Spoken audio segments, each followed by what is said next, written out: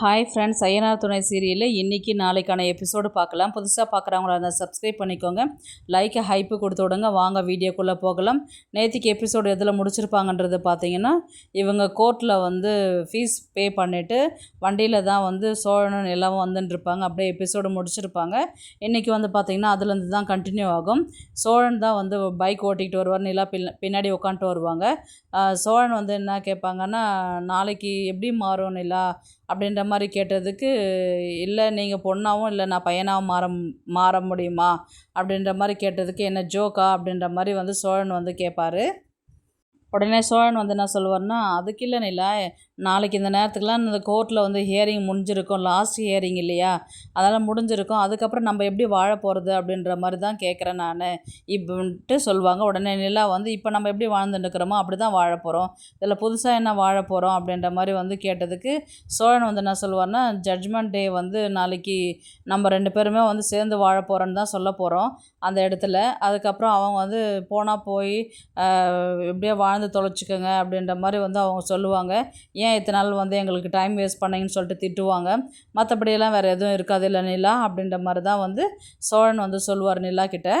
உடனே சோழன் என்ன சொன்னார்னா, ஒருவேளை நம்ம பிரிஞ்சிட்டாக்கா நீ சந்தோஷமாக இருப்பியா அப்படின்ற மாதிரி கேட்டதுக்கு நிலா சொல்லுவாங்க, நான் ரொம்பவே சந்தோஷமாக இருப்பேன் நான் அப்படின்ற மாதிரி சொன்னதுக்கு சோழன் நோ நோ அந்த மாதிரிலாம் நீ இருக்கவே மாட்ட அப்படின்ற மாதிரி தான் அவர் சொல்லுவார்.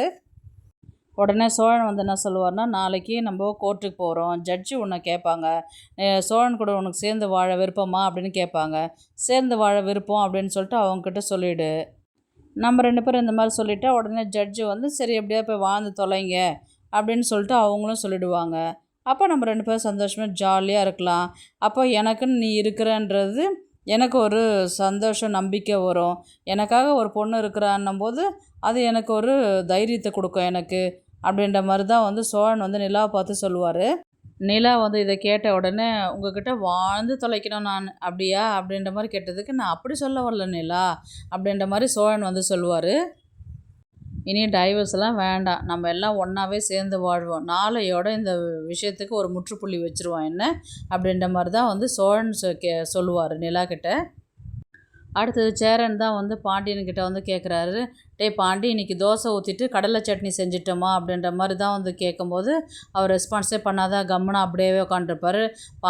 பாண்டினா அவருக்கு அப்புறம் தொட்டதுக்கப்புறம், பாண்டி என்னாச்சுன்னா எதனா சொன்னியா அப்படின்ற மாதிரி கேட்டதுக்கு, கெட்டது போ, தோசையும் கடலை சட்னியும் செஞ்சிட்டோமான்னு கேட்டேன்டா, நீ எதுவுமே இல்லாத உக்காந்துருக்குற, ஏன்டா உம்முன்னு இருக்கிற, வானதிக்கிட்ட எதுனா பிரச்சனைனா சொல்லோட, நான் வேணால் பேசி பார்க்குறேன் அப்படின்ற மாதிரி சொன்னதுக்கு பாண்டியன் என்ன சொல்லுவார்னா, அதெல்லாம் ஒன்றும் கிடையாதுண்ணா, நான் சும்மா எதையும் யோசிச்சுட்டு இருக்கிறேன் அப்படின்ற மாதிரி சொன்னதுக்கு உடனே சேரன் என்ன சொல்லுவார்னா, நீ எதை கொடுத்தாலும் சாப்பிட்ருவேன், இந்த பல்லவனும் சோழனும் இருக்கிறான் பாரு, ஒரு சட்னி செஞ்சால் சாப்பிட மாட்டானுங்க, இன்னொரு சட்னி கேட்பானுங்க, நான் எதுக்கும் தக்காளி சட்னியும் சேர்த்து அரைச்சிட்றேன்டா, கார சட்னி அப்படின்ற மாதிரி தான் அவர் சொல்லுவார்.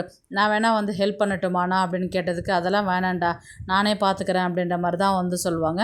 அதுக்கப்புறம் சோழனும் நிலாவும் வீட்டுக்கு வருவாங்க. வந்ததுக்கப்புறம், டே சோழா இப்போ தான் வந்தியா, வா வா அப்படின்னு சொல்லிட்டு சொல்லுவார். எங்கன்னா வெளியில் போயிட்டு வந்தீங்களாடா அப்படின்னு சொல்லி கேட்டதுக்கு, இல்லைண்ணா இன்றைக்கி லாஸ்ட் நாள் ஹியரிங்கு, கோர்ட்டில் தான் வர சொல்லியிருந்தாங்க, அங்கே தான் போயிட்டு வரோம், நாளைக்கு லாஸ்ட் டேனா, நாளைக்கு தான் தெரியும் அப்படின்ற மாதிரி தான் சொல்லுவார். வரும்போது நிலாக்கிட்ட பேசிக்கிட்டு வந்தேன், பேசினேன், அவள் அப்போ கூட ஒரு வார்த்தை கூட பிடி கொடுக்காம தான் பேசிட்டு வந்தா, எனக்கு என்னவோ கஷ்டமாக இருக்குதுண்ணா, பயமாக இருக்குதுண்ணா அப்படின்ற மாதிரி சொன்னதுக்கு உடனே பாண்டியனும் சேரனும் என்ன சொல்லுவாங்கன்னா, இந்த உனக்கு ஒன்றுனா அவங்க தானே ஓடி வராங்க, அன்றைக்கி நடந்த பிரச்சனை கூட நாங்கள் கூட உன்னை புரிஞ்சிக்கலான்னு அவங்க உன்னை நல்லா புரிஞ்சுக்கிட்டாங்கல்ல, இப்போல்லாம் அவங்க உங்கள்கிட்ட அந்த அளவுக்கெல்லாம் கோவப்படுறதெல்லாம் கிடையாது, ரொம்ப நல்லா தானே பேசுகிறாங்க, நீ ஏன் தப்பு தப்பாக யோசின்னு இருக்கிற, அதெல்லாம் யோசிக்காத, நிலா இப்போ உங்கள்கிட்ட நல்லா தான் பழகுது பேசுது, அது உன்னை புரிஞ்சுட்டு இருக்கோண்டா அப்படின்ற மாதிரி தான் சேரன் சொல்லுவார். உடனே பாண்டியன் என்ன சொல்லுவார்னா, நீ அவங்க மாதிரிலாம் இல்லை, நீ வேலண்டைன்ஸ் டேக்கு நான் ப்ரப்போஸ் பண்ணுவேன்னு சொல்லிட்டு சொன்னேன், வேலண்டைன்ஸும் போயிடுச்சு, அன்றைக்கெல்லாம் விட்டுட்டேன், இன்றைக்கி உட்காந்து புலம்பி தீர்த்துன்னு உட்காந்துக்கிற நீ அப்படின்ற மாதிரி தான் சொல்லுவார். அதெல்லாம் யோசிக்காதடா, கண்டிப்பாக அவங்க உனக்காக இருப்பாங்க அப்படின்ற மாதிரி தான் வந்து பாண்டியன் வந்து சொல்லுவாங்க. அதுக்கப்புறம் வந்து சோழன் வந்து என்ன சொல்லுவார்னா, அண்ணா ரொம்ப பசிக்குது என்ன செஞ்சு வச்சுருக்குற அப்படின்ற மாதிரி கேட்டதுக்கு, தோசையும் கடலை சட்னி தாண்டா செஞ்சுருக்கிறேன், ஏன்னா கொஞ்சம் கார சட்னியும் சேர்த்து செய்யலாம்ல அப்படின்னு கேட்டதுக்கு, செஞ்சுட்டேன்டா, வரேன் இரு எடுத்துகிட்டு வரேன் அப்படின்ற மாதிரி தான் வந்து போவாங்க. உடனே வந்து பாண்டியன் வந்து என்ன சொல்லுவார், நீ எங்கடா போகிற, கார சட்னி கேட்டேல்ல, அதுக்கு தக்காளி கட் பண்ணி கொடுக்கணும்ல, அதுக்கு தான் போகிறேன், சரி சீக்கிரமாக போடா அப்படின்ற மாதிரி தான் வந்து அவர் சொல்லி அனுப்பி விடுவார். நிலா வந்து பார்த்திங்கன்னா வீட்டில் சோழன் பேசுனது எல்லாமே யோசித்து பார்த்து அப்படியே அவங்க பாட்டுன்னு லைட்டாக சிரிச்சுக்கிட்டே இருப்பாங்க. அதுக்கப்புறம் வந்து பார்த்திங்கன்னா இவர் பாண்டியன் தான் வந்து வானதி வீட்டுக்கு முன்னாடி போயிட்டு பைக் வச்சுட்டு வெயிட் பண்ணி பார்ப்பாரு. எப்போ பார்த்தாலும் வெளியிலே இருப்பா, இப்போ பார்த்து வெளியிலே வரவே மாட்டேங்கிறா, என்ன தான் பண்ணுறா, நம்ம வீட்டுக்குள்ளே போகலாமா பேசலாமா, ஐயோ அது தப்பாயிடும் போக வேண்டாம் வெயிட் பண்ணி பார்ப்போம் அப்படின்ற மாதிரி ஒரு 5 நிமிஷம் 10 நிமிஷம் வெயிட் பண்ணுவார், வரவே மாட்டாங்க. கடைசி வரையும் வெளியில் வரவே மாட்டா போல அப்படின்னு சொல்லிட்டு அங்கேருந்து கிளம்பி அவர் வீட்டுக்கு வந்துடுவார். அதுக்கப்புறம் வீட்டுக்கு வந்து மறுபடியும் திரும்பவும் கால் பண்ணி பார்ப்பார், ஃபோன் வந்து சுவிட்ச் ஆஃப் அப்படின்றது தான் வரும். நடேசன் தான் வந்து வருவார். வரும்போது வந்து பார்த்திங்கன்னா வண்டியை வந்து குறுக்க விட்டுருவார் பாண்டி. ஏன்டா அறிவு கட்டவனே, நான் தான் வண்டி ஓட்டுன்னு வரேன்னு தெரியுதில்ல, எதுக்கட நடுவில் வந்து ஏறுற அப்படின்ற மாதிரி தான் வந்து சொல்லுவாங்க.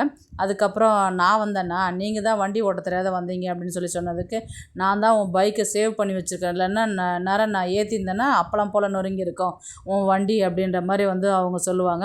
அதுக்கப்புறம் வண்டி ஓரமாக விடுறீங்களா அப்படின்ற மாதிரி சொல்லிவிட்டு இவங்க வருவாங்க. அதுக்கப்புறம் நடேசன் வந்து பார்த்திங்கன்னா வண்டியிலே தான் பாய் தலைக்காணி போட்டுட்டு உக்காந்துட்டு அங்கே தான் வந்து ட்ரிங்க் பண்ணிட்டு இருப்பார்.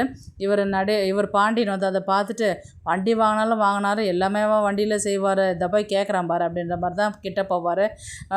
ஏன் கொசுக்கடியில் இங்கே படுக்க போகிறீங்க, வாங்கலாம் உள்ளே தான் வந்து படுங்களேன் அப்படின்னு சொல்லி கேட்டதுக்கு, என்னடா என்றைக்கில் அது அக்கறை ரொம்ப ஓவராக வந்துடுச்சு உனக்கு அப்படின்ற மாதிரி கேட்டதுக்கு, அன்றைக்கி உங்கள் அண்ணன் கேட்டானே வீட்டுக்கு என்ன செஞ்ச, தண்டமாக எதுக்கு வீட்டில் இருக்கிறேன்னு, அப்போ எதுவுமே பேசாத இப்போ வந்து பேசுகிற நீ அப்படின்ற மாதிரி வந்து கேட்டதுக்கு, இல்லை பிபி எல்லாம் இருக்குது, இல்லை கொசு கடிக்கும், குளிரில் ஏன் படுக்கிறீங்க, உள்ளே வந்து படுக்கலாம்ல அப்படின்னு சொன்னதுக்கு, உங்கள் அக்கறை எல்லாம் எங்களுக்கு தேவையில்லை, எங்களை நாங்கள் பார்த்துக்குவோம் அப்படின்ற மாதிரி தான் வந்து நடேசன் வந்து சொல்லுவார்.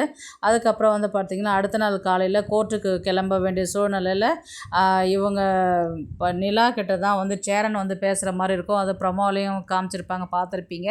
அதில் வந்து அவர் என்ன சொல்லுவார்னா, காஃபி எடுத்துகிட்டு வரட்டோமாப்பா அப்படின்னு கேட்டதுக்கு, ஆனால் காலையில் தான் குடிச்சிட்டேனே அப்படின்ற மாதிரி வந்து கேட்டதுக்கு, நான் துணி தான் உணர்த்தாத விட்டுருக்குறேன், அதை நான் உணர்த்திட்டு வந்துடுறேன் அப்படின்னு சொல்லிட்டு போய் உணர்த்திட்டு வரும்போது வந்து பார்த்திங்கன்னா ஏதோ பேச தயங்குறாருன்றது நிலாவுக்கு தெரிஞ்சு, என்னென்ன எதனா கேட்கணுமா அப்படின்ற மாதிரி கேட்டதுக்கு, இல்லைப்பா கேட்குறேன்னு தப்பாக நினச்சிக்காத அப்படின்ற மாதிரி தான் வந்து அவங்க சொல்லுவாங்க.